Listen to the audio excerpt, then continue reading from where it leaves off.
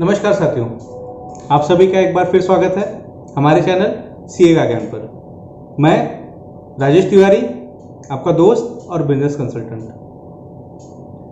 दोस्तों, जैसा कि आपने मेरे पिछले वीडियो में देखा साहूकारी का बिजनेस कैसे करें, उसमें हमने आपसे बताया कि इस बिजनेस को करने के क्या क्या फ़ायदे हैं, किस प्रकार के लोगों को इसे करना चाहिए और इसमें लगने वाली लागत के बारे में हमने वहाँ पर बात की।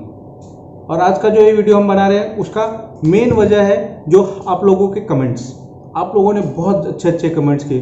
आप लोगों का बहुत बहुत शुक्रिया कि आपने इतने कमेंट्स किए, जिसकी वजह से हमको इस वीडियो को बनाने की प्रेरणा मिली।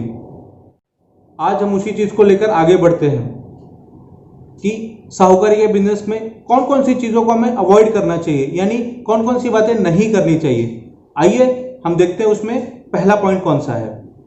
साथियों, जैसा कि हम सभी जानते हैं कि किसी भी बिजनेस को करने के लिए, यानी एक छोटी से छोटी किराना शॉप को भी ओपन करने के लिए हमें फूड लाइसेंस और छोटे से शॉप एंड एस्टेब्लिशमेंट लाइसेंस की जरूरत होती है। उसी प्रकार जब हम मनी लेंडिंग यानी साहूकारी का बिजनेस शुरू करते हैं तो उसमें भी हमें मनी लेंडिंग लाइसेंस की जरूरत होती है।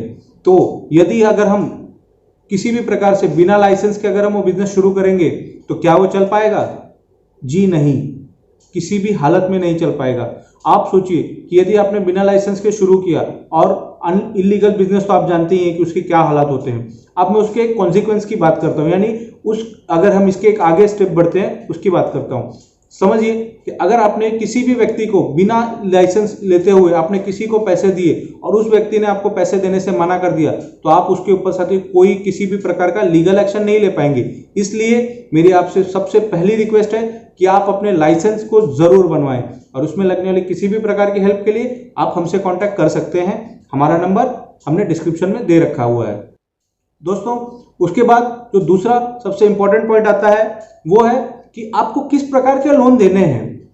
आप सभी जानते हैं कि साहूकारी में हमें कई प्रकार के लोन दिए जा सकते हैं, जैसे कि मॉर्गेज लोन, गोल्ड लोन, ये जो सिक्योर्ड लोन्स है ये हमें अलाउड है साहूकारी में देने के लिए। तो मैं आप सभी से चाहूंगा कि जो लोग अपने आप को सिक्योर रखना चाहते हैं, यानी ज्यादा एक्सपोजर नहीं चाहते हैं, ज्यादा एक्सपोज नहीं चाहते हैं, वो लोग सिक्योर्ड लोन ही दें ताकि उसमें उनके पैसे भी सिक्योर्ड रहें।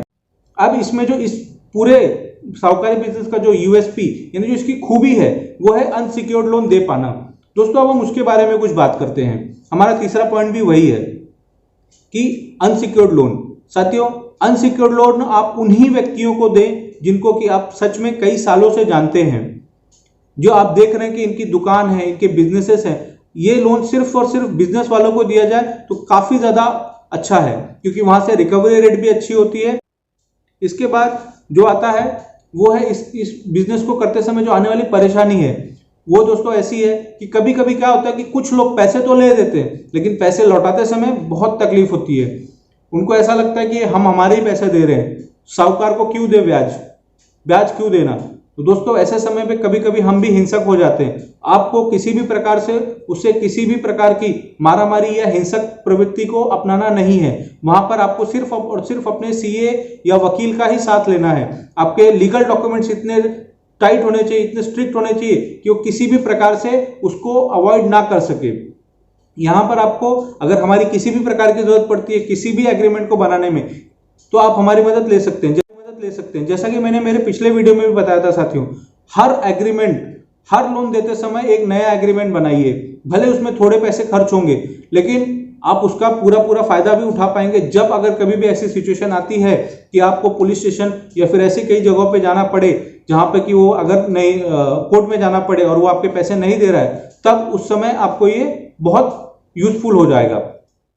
अब जो हमारा आखिरी पॉइंट है वो ये कि आपका जो साहूकारी लाइसेंस है उसको एक समय पे रिन्यूअल की भी जरूरत होती है साथियों।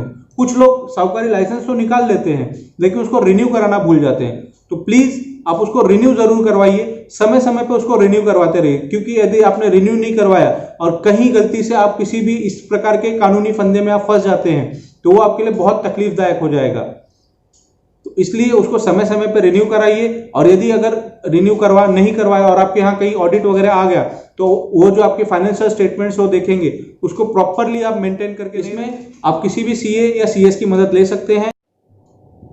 साथियों, आपको अगर हमारा ये वीडियो पसंद आया हो तो प्लीज लाइक करें, शेयर करें और सब्सक्राइब करें। Thank you.